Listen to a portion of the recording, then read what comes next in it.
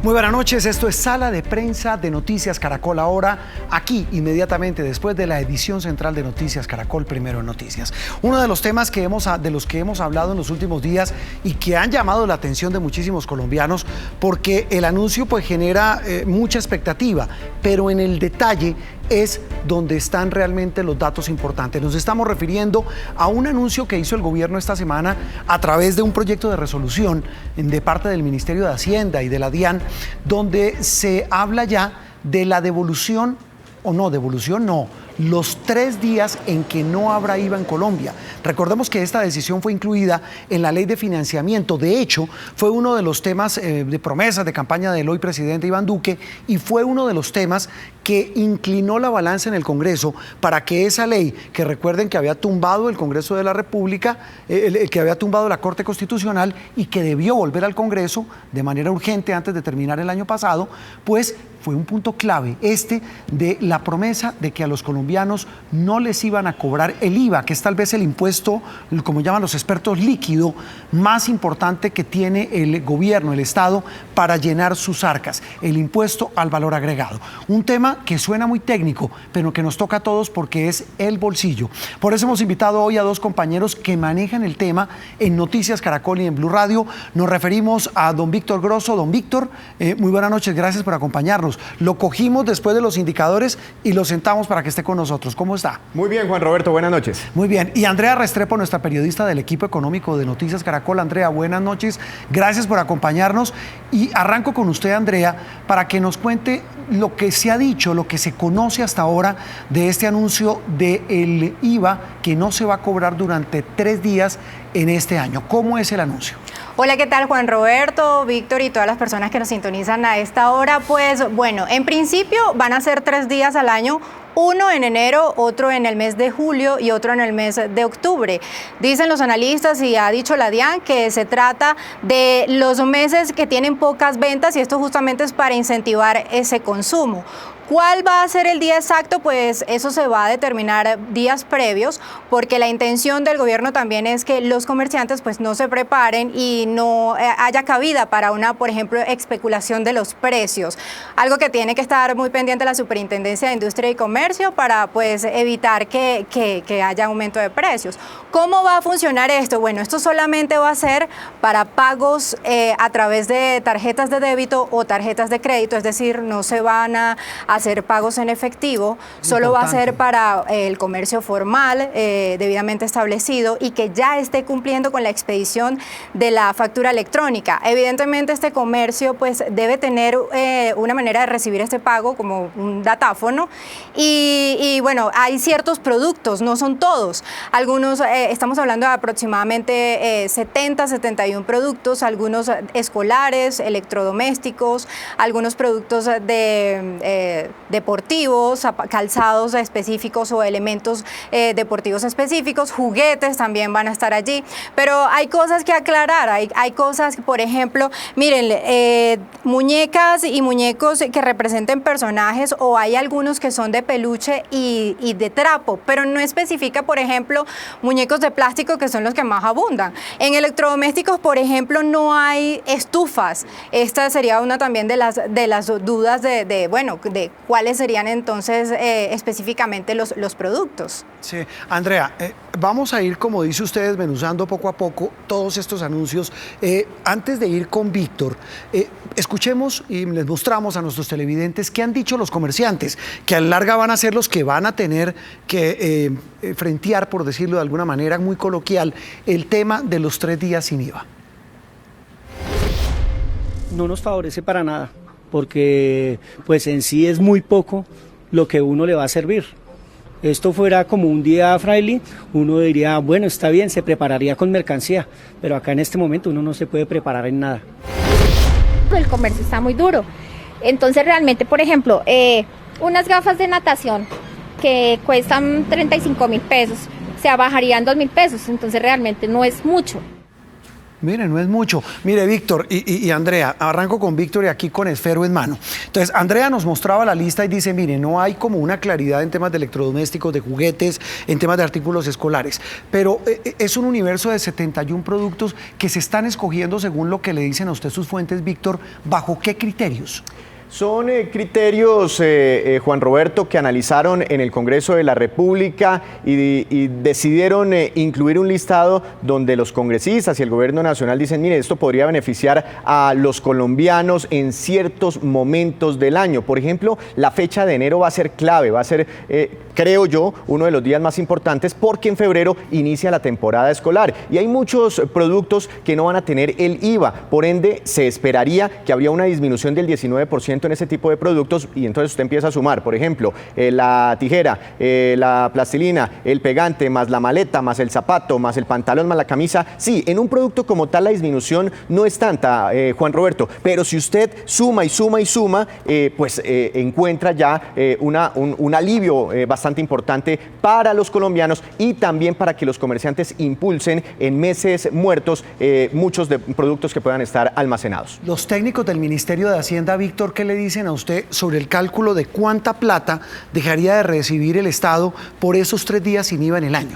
El impacto fiscal no sería muy grande, Juan Roberto, podríamos estar hablando de una cifra anual de entre 300.000 y 400.000 millones de pesos para un presupuesto general de la nación que es de 250, 270 billones de pesos. Hay que recordar que esa ley de financiamiento, de otro lado, introdujo unos temas que recuperarían esa plata, como por ejemplo la sobretasa al sistema financiero. Los bancos y todas las entidades del sistema financiero van a pagar más impuestos que las demás empresas, entre otro tipo de artículos que vienen en esa ley de financiamiento que compensarían lo que se dejaría de recibir por estos 3 días sin IVA. Mire, el otro tema que mencionaba Andrea hace un instante, Andrea me confirma, no se va a permitir el pago en efectivo, solo con tarjeta débito y crédito, Andrea. Así es, porque uno de los propósitos también de esta iniciativa de los 3 días al año sin IVA es justamente el tema de la bancarización y es de la formalización en el tema de, obviamente no estarán incluidos las personas de venta informal,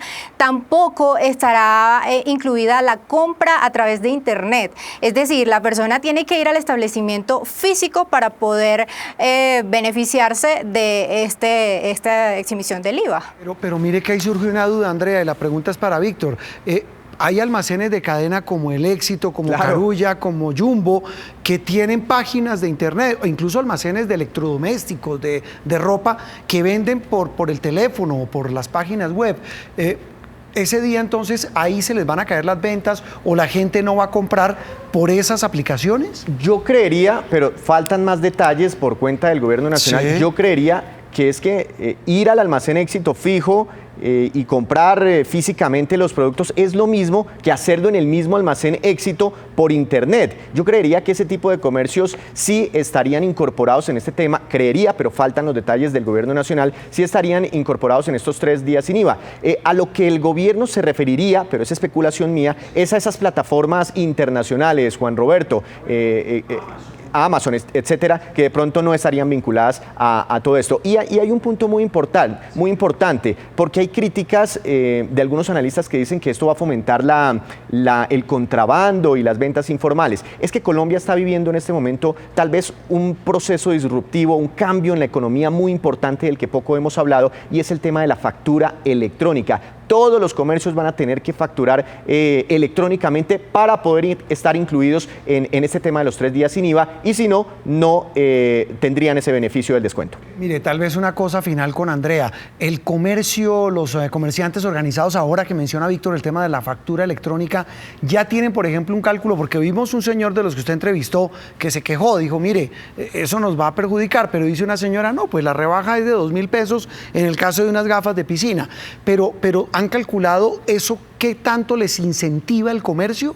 ¿qué tanto les puede llegar a aumentar las ventas? Bueno, pues justamente hoy hablando con algunos de los comerciantes, la mayoría todavía no ha implementado el tema de la factura electrónica. Es un proceso pues que están haciendo porque es obligatorio ya para todos, pero muchos no lo han hecho. Y otra cosa que comentaba Víctor, el tema del contrabando.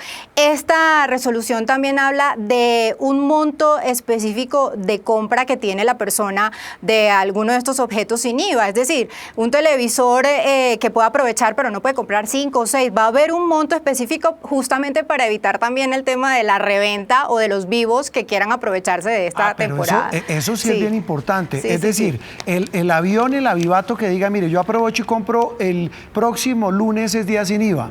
Entonces me compro 100 televisores. No puede hacerlo. No me lo dejan comprar. Y le tengo la cifra, ¿cuál es? El tope máximo puede ser 3 elementos. 3 elementos. Usted máximo ese día puede comprar 3 televisores. Pero como el colombiano, nosotros somos tan pero Juan entonces Roberto, pone usted a la familia entera y compran de a 3 y terminan comprando. Bueno, claro. El famoso pitufeo. Pero de todas formas genera un límite. Y esto es importante porque hay productos que valen hasta 1.400.000 pesos en electrodomésticos. Y por eso es importante que sea factura electrónica y pagos digitales, porque así se puede llevar un mayor control. Si quiere, para cerrar, Juan Roberto, usted me dirá... No, pero antes de eso, ¿hay un tope de compras, no solo de productos, sino de monto? Tengo también entendido que hay un tope, pero ese falta mayor claridad. ¿Andrea sabe algo de ese tope? Pues, por ejemplo, la VT que está en 35.607 pesos. Para los electrodomésticos no puede ser mayor a 40 VT, es decir, más o menos ese promedio que dice Víctor de 1,5 millones de pesos.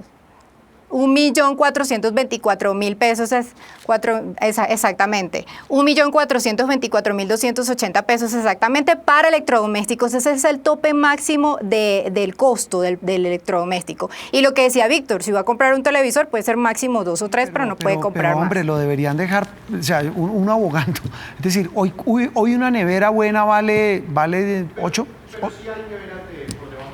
$400.000 pesos y están incluidas dentro de los congeladores y refrigeradores. Porque sea en beneficio del consumidor, que sea en beneficio de la gente. Es que ese era mi ejemplo, Juan Roberto. Mire, a ver. En los electrodomésticos, usted, o sea, siempre y cuando estén por debajo de 1.400.000 pesos, aplican el listado que inclusive tenemos en la página de Noticias Caracol, pero usted ahí se estaría ahorrando aproximadamente 270.000 pesos por electrodoméstico. No, eso es plata. Los juguetes, ahí aplica el tope de 180.000 pesos prácticamente, las muñecas, naipes, juegos de tablero, etcétera. Ahí usted se ahorra cerca de 34.000 pesos. Un paréntesis chiquitico, lo que decía Andrea es cierto, no aparecen en esos ítems los muñecos de caucho, o pues al menos no dice, porque dice peluche. Bueno, no es queriendo buscar muñecos de personajes, bueno, aparecen ahí. Y es un tope, digamos, razonable, un juguete de 178.000 pesos. Mire, sí, lo que son pelotas de caucho. En este caso... Gafas de natación, las que mostraba la señora, maletines, raquetas y morrales aparecen entre otros que no tendrían IVA. Son elementos deportivos por debajo de 356.000 pesos. Eso es importante. Ahí se ahorraría usted 67.000 pesos aproximadamente. Y vaya sumando, Pero 67.000 pesos ¿en qué? Pues claro, por ejemplo, si usted compra algo de una raqueta de tenis de 370.000, 80.000 pesos. Exactamente. Se ahorra en promedio 60.000 pesos. Exactamente. Víctor, una pregunta para los dos, como dicen las señoras, con la mano en el corazón. ¿Es una medida que sirve para el usuario, para la gente y para el comercio, Víctor? Yo creo que es una medida no de tanto, digamos, de contenido social como se hablaba cuando se presentó en la ley de financiamiento. Es una medida más para estimular el comercio, para vender cantidades que estén por ahí en stocks sin poder rotar. Pero sí, Juan Roberto, si yo tengo hijos en enero y voy y compro una cantidad de útiles escolares, me beneficio. Y si necesito cambiar mi nevera, hombre, ¿cómo no? 270.000 pesos, ¿cómo no me van a servir? Y si necesito un par de zapatos y me cuestan 100.000 pesos, van a estar sin IVA. Claro que me van a servir. Por eso la pregunta, un detallito, Andrea, detallito de doble filo. Es que por eso lo pregunto, Andrea. Es decir, a la gente le sirve. Bueno, pendientes porque estos pagos se pueden hacer con tarjeta de crédito. Y si a usted le están quitando el IVA, pero usted compra un producto y lo difiere a 6, 12 cuotas, no está haciendo nada. no está haciendo nada. Sí, exactamente. sí. Pero ese es un buen detalle, claro, el Andrea. Pues miren, Andrea Restrepo y Víctor Grosso, gracias por ayudarnos un poco a entender este tema. No sé a cuál de los dos corcho o cuál de los dos me ayuda. Esta resolución, ¿cuándo entraría? ¿Cuándo la definirían, tanto en productos como en fechas? Está para comentarios creo que hasta el 17 de febrero de este año y empieza la implementación. Por eso este año 2020, Juan Roberto, no tendremos 3 días sin IVA, sino 2, porque en el primer semestre se hará toda la adecuación tecnológica para que esto funcione. Entonces, en Colombia en el 2020 tendremos 2 días sin IVA, el primero en julio y el segundo en octubre. Y a partir del 2021 sí vendrán los 3 días sin IVA, incluyendo el mes de enero. Mire, tal vez 2 datos finales que les aporto yo a ustedes y a los televidentes, que es lo más importante. Este digamos, es un tema, el de los 3 días sin IVA. Yo tuve un lapsus al comienzo del programa porque dije devolución del IVA. Un lapsus intencional por lo siguiente, porque el gobierno está preparando para el segundo semestre del año el tema de la devolución del IVA. Recuerde que así quedó también planteado en esa ley de financiamiento, que a un tope de la población, especialmente los de menos recursos, el 20% de la población, les van a devolver el IVA. En este momento lo que me dicen a mí es que los técnicos de planeación nacional, no del Ministerio de Hacienda, están trabajando a todo vapor para tener lista la forma en que le van a hacer la devolución a la gente del IVA que han pagado. Lo que habría que ver, y en eso suponemos, están puliendo Víctor y Andrea, en los detalles de ¿desde cuándo? ¿Qué vigencia fiscal? ¿Por qué productos? Es decir, todo eso empezaría a operar, eso de la devolución, a partir del segundo semestre, Víctor. Y ese sí sería una medida que tiene un mayor componente social, porque sí beneficia a un grupo específico, que son las familias más pobres del país. En este tema de los 3 días sin IVA se benefician pues los de menos recursos, y también la persona que tenga mayor poder adquisitivo, pues también se puede beneficiar comprando neveras y artículos deportivos, etcétera. Lo importante es que se active la economía, como decía Andrea. Andrea, la dejamos descansar, gracias. Muchas gracias. Víctor, muy amable. A ustedes muy gentiles. Seguimos en instantes en Sala de Prensa. Después de la pausa, cuando volvamos, vamos a hablar con la mamá de Sergio Urrego sobre este caso que aún hace pensar al país sobre los temas tan terribles como el matoneo y la discriminación. Ya regresamos.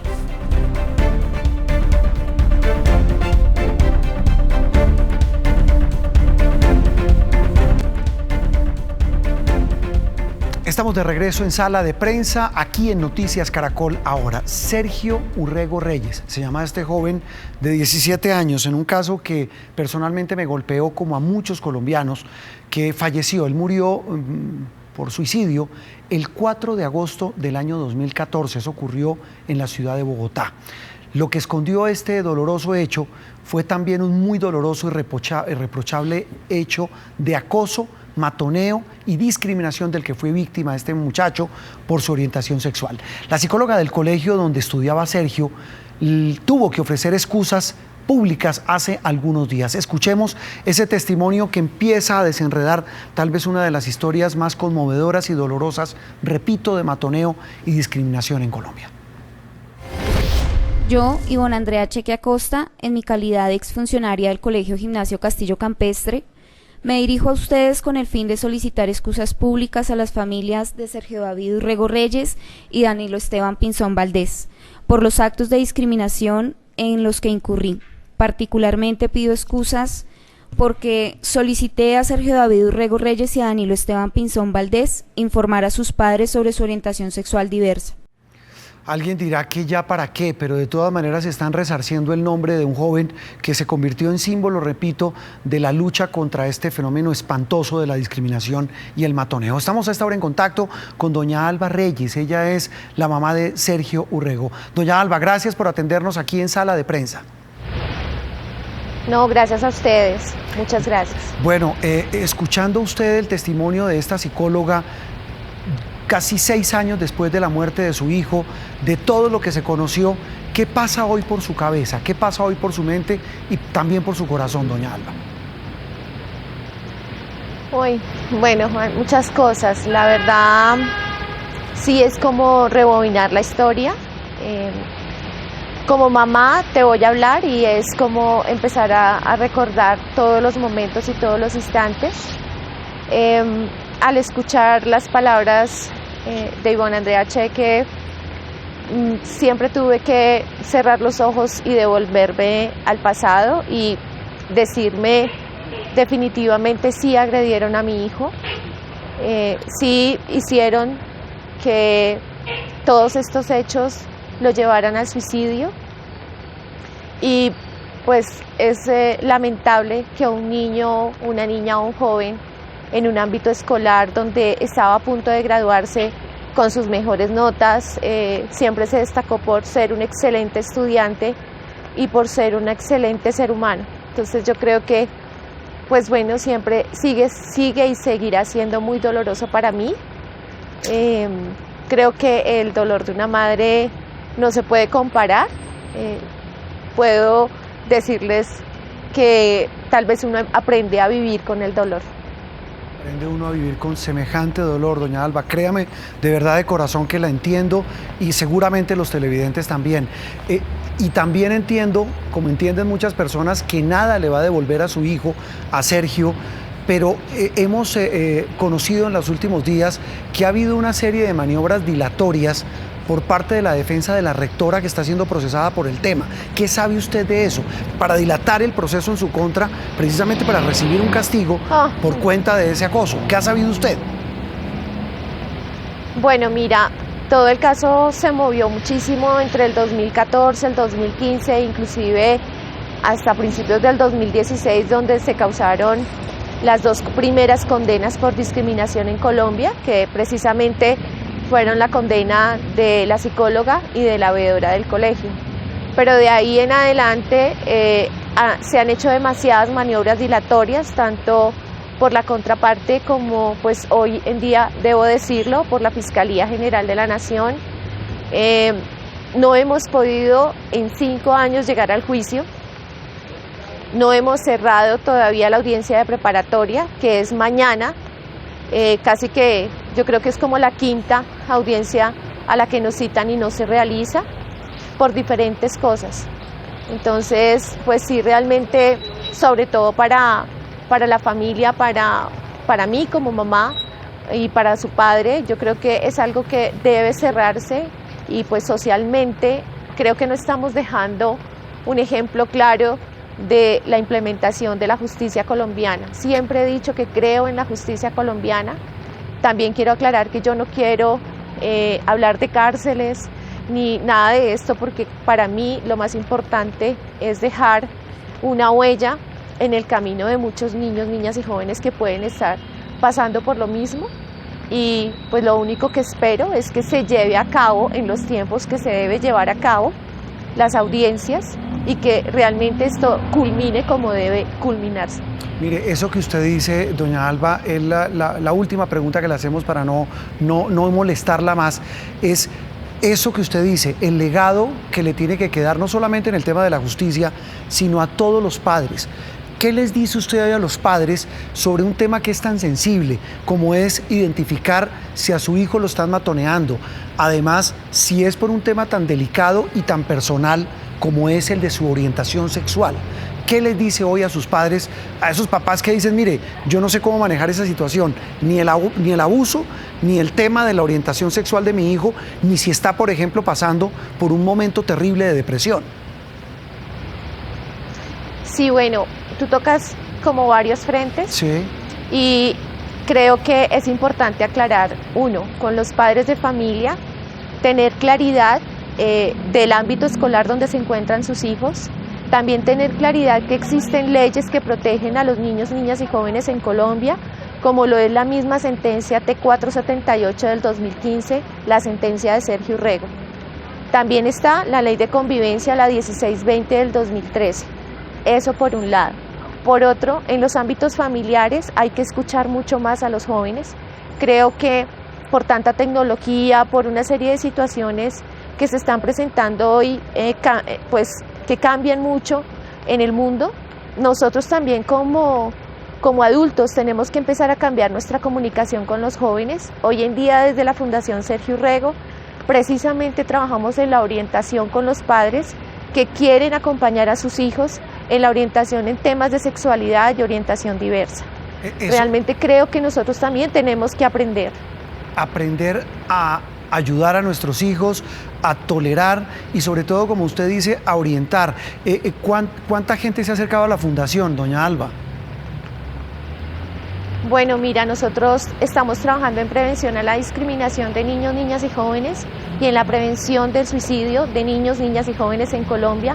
Somos la única fundación que está trabajando con los jóvenes en prevención al suicidio, que lamentablemente es la segunda causa de mortalidad de nuestros jóvenes y que de ahí hacia atrás podemos nosotros visualizar que hay mucho tema de discriminación, mucho tema de bullying en las escuelas que hacen que los chicos a veces tomen este tipo de decisión. Nosotros ya llevamos pues casi 5 años trabajando directamente con las familias, pero también directamente con los jóvenes, y yo creo que lo más importante es aprender a escuchar a nuestros hijos, aprender a hablar sobre su sexualidad. Mire, le prometo que ahora sí es la última pregunta, doña Alba, pero es que este tema es muy apasionante. Tranquilo. Porque es que es una sociedad que tiene muchas preguntas. ¿Uno cómo identifica que un hijo está siendo matoneado? Bueno, hay diferentes formas, porque no todas las actitudes de los chicos pues son iguales, y no todos ellos también tienen como el empoderamiento de lograr salir adelante. También hay un problema que tenemos social, de crear todos los días un estereotipo más para que los chicos crean que si no pertenecen a este tipo de estereotipos, entonces ya no son nada. Entonces, primero, yo creo que para identificar esto, si tu hijo deja de hablar, si tu hijo cambia emocionalmente de un momento a otro, si tu hijo no quiere ir al colegio, ahí pasa algo. Si tu hijo te habla sobre algo ocurrido en el colegio, créele, porque a veces tendemos a disminuir los dolores de los chicos y no les creemos, pues porque siempre como que venimos con una cultura y un aprendizaje de que cuando hay una autoridad por encima de, como son los casos de los colegios, los docentes, los psicólogos, los coordinadores, entonces a veces creemos como papás que ellos son los que tienen la última palabra. Y no es así. Yo hoy que he ido a diferentes colegios a nivel nacional, puedo decirles que de verdad los colegios son una selva y hay que darles herramientas a nuestros hijos para que ellos sean mucho más fuertes, para que crean en sí mismos, para que se amen como son. Qué maravilla escucharla, repito, qué ejemplo el de suyo, doña Alba, de superación, de resiliencia y sobre todo de solidaridad, porque usted dice, aprendí a convivir con el dolor de la pérdida de mi hijo, pero ahora comparto esa experiencia para ayudar a otros. Doña Alba Reyes, la mamá de don Sergio Urrego, gracias por estar en Sala de Prensa y la acompañamos de verdad en este tema y en esa cruzada. Ahora yo quería molestarte solamente diciendo lo último, y señora, es que mañana precisamente con la audiencia que tenemos, quiero invitar a todos y todas a quienes me puedan acompañar, porque vamos a hacer un gran plantón pacífico, pero ¿Dónde donde es la dejemos en Palo Quemado a las 9 de la mañana. Allá estará mucha gente y allá estará Noticias Caracol. Gracias, muchas gracias a ti. No, lo que usted iba a decir, es decir, esa solidaridad es clave. Claro, claro que sí, pues bueno, de verdad los invito a todos porque creo que es el momento de que también muchas mamás que estén pasando por lo mismo, muchos padres, pero también muchos jóvenes que han pasado por tantas violencias en Colombia, puedan levantar su voz pacíficamente y me puedan acompañar. Esta es una mamá que levanta la voz por sus hijos diversos, pero necesito el apoyo de esas voces, de esas otras mamás que también acompañan a sus hijos. Doña Alba, un gran abrazo, Dios la bendiga y la seguiremos acompañando mañana y en toda la cruzada. Vamos a estar muy encima de lo que pase en esa audiencia. Un gran abrazo y gracias por estar con nosotros. Gracias. Alba Reyes, la mamá de Sergio Urrego, aquí en Sala de Prensa de Noticias Caracol. Ahora en instante volvemos y después de la pausa viene don Ricardo Ospina para contarnos qué tiene hoy en su radar.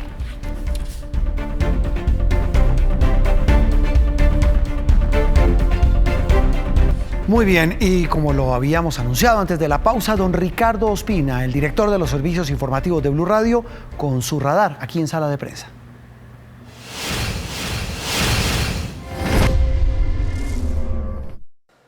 Buenas noches. De nuevo está en el radar el fiscal general de la Nación, Francisco Barbosa, que hoy a las 9 de la mañana tomó posesión de su cargo ante el presidente Iván Duque en la Casa de Nariño.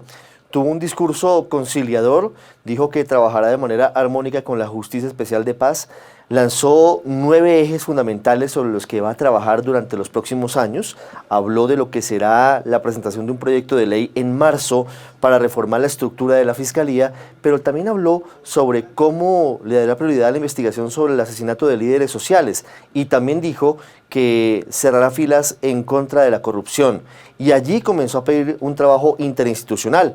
Habló específicamente de la Contraloría y también de la Procuraduría. Pero tal vez el elemento más llamativo de ese primer discurso de Francisco Barbosa como fiscal general de la Nación en reemplazo de Fabio Espitia es el que tiene que ver con el llamado que hizo directamente con nombre propio a quienes estaban allí presentes, al procurador Fernando Carrillo y al Contralor General de la República, Carlos Felipe Córdoba, a que apoyen, como él lo hará, lo anunció abiertamente, el proyecto que pretende una inhabilidad temporal, proyecto que tiene que hacer su curso por el Congreso de la República para inhabilitar temporalmente a aspirar a la presidencia de la República a quienes salgan de la Procuraduría General de la Nación, de la Contraloría General de la República y de la Fiscalía General de la Nación. Un proyecto que está impulsando Cambio Radical y que algunos consideran que tiene nombre propio. Por supuesto, como se ha venido señalando recientemente, indican que tendría la posibilidad de buscar que se cierre la puerta a una eventual candidatura presidencial para el 2022 de Fernando Carrillo Flores, actual Procurador General de la Nación, quien, según algunos, estaría intentando saltar desde el Ministerio Público, el periodo de Carrillo termina en enero del año entrante, hacia una candidatura a la presidencia de Colombia en el año 2022. Por eso es tan llamativo y tan importante ese primer lance de Francisco Barbosa como fiscal general de los colombianos.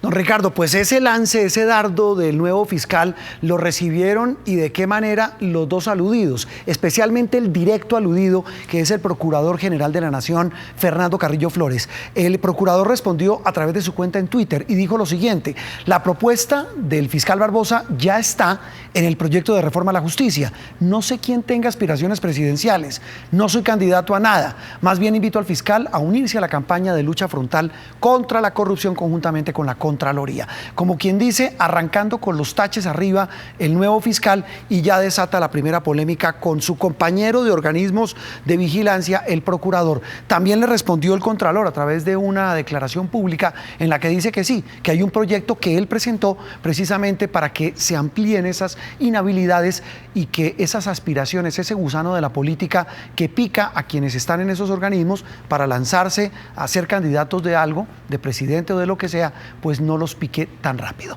Bueno, llegamos al final de Sala de Prensa aquí en Noticias Caracol Ahora. Feliz noche para todos.